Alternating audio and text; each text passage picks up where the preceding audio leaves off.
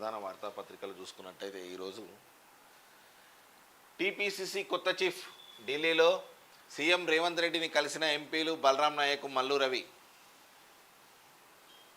Party అధ్యక్ష పదవి బరిలో ముఖ్య నేతలు, కీలకంగా మారనున్న సామాజిక సమీకరణాలు, బీసీలకు పదవి కేటాయించే అవకాశం, రేసులో పొన్నం మధుయాష్కి, సురేష్ షెట్కర్, పరిశీలనలో సీతక్క, బలరాం నాయక్ పేర్లు, మాదిగ కోటాలో సంపత్ ప్రయత్నాలు, పీసీసీ చీఫ్పై నిర్ణయం తర్వాతే మంత్రివర్గ విస్తరణ.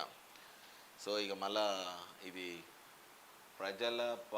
ప్రజలను పట్టించుకోకుండా వాళ్ళే ఇప్పుడు లొల్లులు పెట్టుకుంటారు.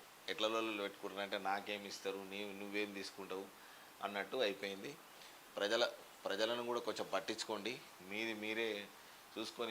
ఇప్పుడు గవర్నమెంట్ వచ్చిన తర్వాత దాదాపు డిసెంబర్లో వచ్చినటువంటి గవర్నమెంట్ నుంచి ఇప్పటి వరకు కూడా ప్రజా సంక్షేమ పాలన పైన దృష్టి పెట్టలేదు.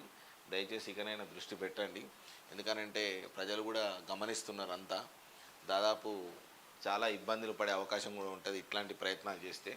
మీ ప్రయత్నాలు మీరు చేసుకోరు, కానీ ప్రజలపైన కూడా దృష్టి పెట్టండి. ఎందుకంటే విత్తనాలు కానీ ఇప్పుడు రైతులకు ముఖ్యంగా ఇది తొలకరి జల్లు వచ్చింది.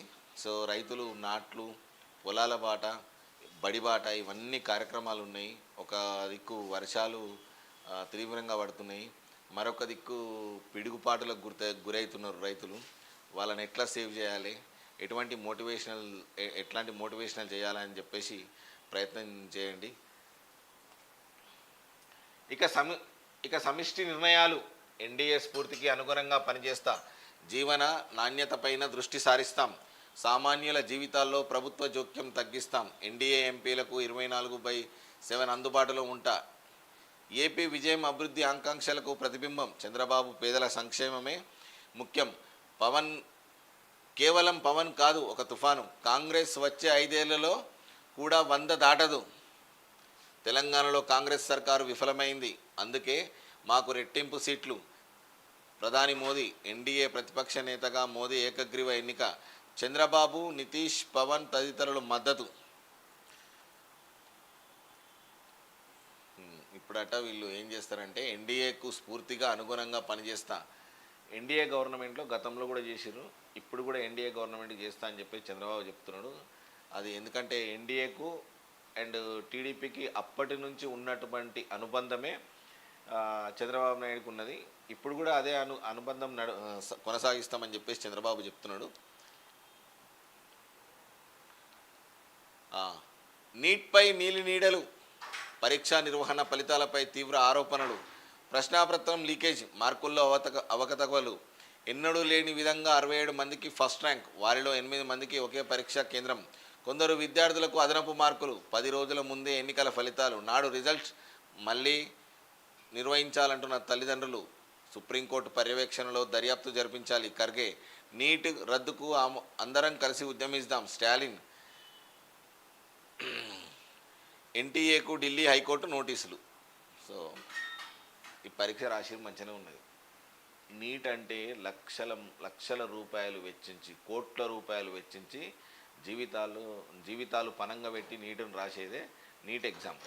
ఆ నీట్ ఎగ్జామ్లో కూడా మళ్ళీ ప్రశ్నాపత్రాల లీకేజు, ప్రశ్నలు లీకేజు, ఆ కేంద్రం దగ్గర సరైన కేంద్రాల దగ్గర భద్రత లేఖన, లేకుంటే ఎట్లాంటి నిర్ణయాల వల్ల పత్రికల మన ప్రశ్నాపత్రం లీకేజ్ అవుతుంది అనేది ఒక్కసారి ఆలోచించండి. ఎందుకంటే పిల్లల జీవితాలతో ఆడుకున్నట్టు అవుతుంది. ఆ పిల్లల జీవితాలు బాగుండాలి. తల్లిదండ్రులు కొన్ని లక్షల రూపాయలు, కోట్ల రూపాయలు వెచ్చించి పిల్లలను చదివిస్తున్నారు. దయచేసి ఇలాంటి పునరావృతం కాకుండా చూడండి. ఎందుకంటే గతంలో కూడా మనము ఎన్నో పరీక్షా కేంద్రాల వద్ద ఎన్నో పేపర్ల లీకేజు ఇట్లాంటివి జరిగి ఉన్నతమైనటువంటి భవిష్యత్తున్న పిల్లల జీవితాలు అంధకారంలోకి నెట్టబడుతున్నాయి.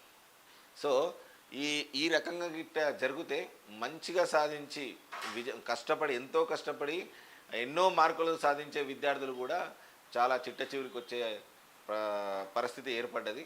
సో అటువంటి పరిస్థితులు రాకుండా గవర్నమెంట్స్ కూడా, ఇప్పుడు నీట్ అంటే ఖచ్చితంగా సెంట్రల్ గవర్నమెంట్ది కాబట్టి అలాంటి పరిస్థితి రాకుండా కొంచెం దయచేసి ఇలాంటి పునరావృతం కాకుండా కూడా చూడండి దయచేసి. ఇక మనం ఇప్పుడే చెప్పుకున్నాం రామోజీరావుది అస్తమించిన యోధుడు అని చెప్పేసి చెప్పినాము. రామోజీరావు వెంటిలేటర్పై చికిత్స, బీపీ పెరిగి తీవ్ర అస్వస్థతకు గురైన ఈనాడు సంస్థల చీఫ్. నానక్రామ్గూడ స్టార్ ఆసుపత్రిలో గుండెకు స్టంట్, ఇతర సమస్యలు తలెత్తడంతో వెంటిలేటర్ మీద ఉంచాలని నిర్ణయం. సో ఒక అంటే రామోజీరావుదే ఒక జర్నలిస్టులకు సంబంధించినటువంటి వ్యక్తి కాబట్టి కొంచెం జర్నలిస్టుల గురించి కూడా మాట్లాడుకోవాల్సిన అవసరం ఎంతైనా ఉంది. సో ఇటువంటి వ్యక్తి అస్తమించడం అనేది కొంచెం బాధాకరమైనటువంటి విషయం. ఎందుకంటే జర్నలిజం రంగంలో కొన్ని విప్లవాత్మకమైనటువంటి మార్పులు తీసుకొచ్చినటువంటి వ్యక్తి, ఏకైక వ్యక్తి అంటే రామోజీరావు అని చెప్పేసి చెప్పుకోవచ్చు.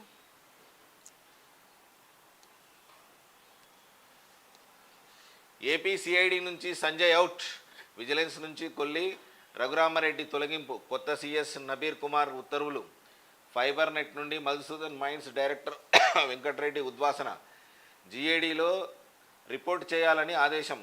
కిక్కు దించుకున్నారు ఏపీ బేవరేజ్ మాజీ ఎండీ డైరెక్టర్ కేసు. ఫైళ్లు ఎత్తుకుంటూ దొరికిన వాసుదేవరెడ్డి, సామాన్యుడి ఫిర్యాదుతో సిఐడి కేసు. హైదరాబాద్లోని నివాసంలో సోదాలు, కీలక సమాచారం లభ్యం. ఇక ఏపీది ఎట్లుందనంటే సిఐడి నుంచి సంజయ్ అవుట్, పోలీస్ డిపార్ట్మెంట్ నుంచి. అదే నిన్న కూడా మనం చెప్పుకున్నాం కదా, కొన్ని సందర్భాలు బట్టి కొన్ని టైముని బట్టి ఏమవుతుందంటే పోలీస్ డిపార్ట్మెంట్ కానీ ఇంకా ఇతరత్ర ఎనీ డిపార్ట్మెంట్ కానీ ఏ ప్రభుత్వం ఉంటే ఆ ప్రభుత్వానికి కొమ్ము గాయడంతో, ఆ ప్రభుత్వాలకు లాబింగ్ చేయడంతో పాటు, లేకుంటే ఆ ప్రభుత్వాలకు మద్దతు పలకడం పాటు, సో ఇలాంటి కార్యక్రమాలు ఏ పోలీస్ డిపార్ట్మెంటే కానీ, లేదంటే ఏ అధికారులే కానీ, గవర్నమెంట్ అధికారులే కానీ, లేకుంటే ఇంకా ఇతరత్ర అధికారులు ఉంటారు డిపార్ట్మెంట్లలో, చాలా డిపార్ట్మెంట్ వైజ్గా అధికారులు ఉంటారు. ఎవరైతే వత్తాసు పలుకుతారో, ఎవరైతే మద్దతు పలుకుతారో, వాళ్ళకి ఎవరైతే లాబింగ్ చేస్తారో, అంటే వాళ్ళకు ఉన్నటువంటి పరిధులు దాటి ఆ గవర్నమెంట్కి హెల్ప్ చేస్తారో, సో అలాంటి పరిస్థితులలో ఇవే దాపురిస్తాయి. ఇట్లాంటి పరిస్థితులే ఎదుర్కోవాల్సి వస్తుంది. దయచేసి నేను ఇంతకుముందు కూడా గతంలో కూడా మేము ఒక 6 months బ్యాక్ కూడా చెప్పినాం, ఎవరైనా అధికారులు ఏ ప్రభుత్వానికైనా అంటే మీ డ్యూటీకి ఉన్నటువంటి, మీకు ఉన్నటువంటి పరిధులు, మీకు ఉన్నటువంటి లెక్కల ప్రకారంగానే మీరు ప్రొసీడ్ కావాలి. ఏదో గవర్నమెంట్ చెప్పింది నేను చేసేస్తాను అనుకుంటే కాదు. లేదు, వాళ్ళు చెప్పిరు, మీరు వినకండి. మహా అయితే ఏమైతే ట్రాన్స్ఫర్ అవుతుంది. ఇక్కడ నుంచి నల్గొండకో, ఖమ్మంకో, వరంగల్లో, హైదరాబాద్ నుంచి ఇంకెక్కడికైనా ట్రాన్స్ఫర్ అయ్యే అవకాశం ఉంటుంది తప్ప కానీ మీకు మాత్రం ఇబ్బంది ఏమి ఉండదు. కాకపోతే మీరు అప్పుడు చేసినటువంటి తప్పు మాత్రం ఖచ్చితంగా వేరే ప్రభుత్వాలు వచ్చిన తర్వాత మాత్రం ఖచ్చితంగా ఇలాంటి ఇబ్బందికరమైనటువంటి పరిస్థితులు ఎదుర్కోవాల్సి వస్తుంది. సో పట్టభద్రుల ఎమ్మెల్సీ మల్లన్న కాంగ్రెస్ అభ్యర్థిని వరించిన విజయం. నల్గొండ, ఖమ్మం, వరంగల్ నియోజకవర్గ ఉప ఎన్నికల ఓట్ల లెక్కింపు వీడిన ఉత్కంఠ. ద్వితీయ ప్రాధాన్యత ఓట్ల లెక్కింపు తర్వాత కూడా మల్లన్నకే ఆధిక్యం. సీఈఓ అనుమతితో విజయగా ప్రకటించిన ఆర్ఓ. సీట్ను కోల్పోయిన బీఆర్ఎస్కి అనేది లేదు, కానీ బీఆర్ఎస్కి అయితే లేదు. హోప్స్ అనేటి బీఆర్ఎస్ మొత్తం వదులుకోవాల్సిందే. ఒకవేళ గనక మళ్ళీ తెలంగాణలో ఒకవేళ టీడీపీ కానీ మోడీ కానీ మళ్ళీ గనక ఎంటర్ అయితే బీఆర్ఎస్ ఖచ్చితంగా 100 మీటర్ల లోతు బొంద పెడతారు బీఆర్ఎస్ను. అసలు యాక్చువల్గా ఏ పార్టీ జోక్యం లేకుండానే ఎవరు అంటే బీజేపీ ప్రచారం అనేది దాదాపు అందరికీ తెలిసిన విషయమే. సో బీజేపీ ప్రచారం లేకుండానే 8 సీట్లు వచ్చినాయి అని అంటే, ఒకవేళ కనుక బీజేపీ అభివృద్ధి పదంలో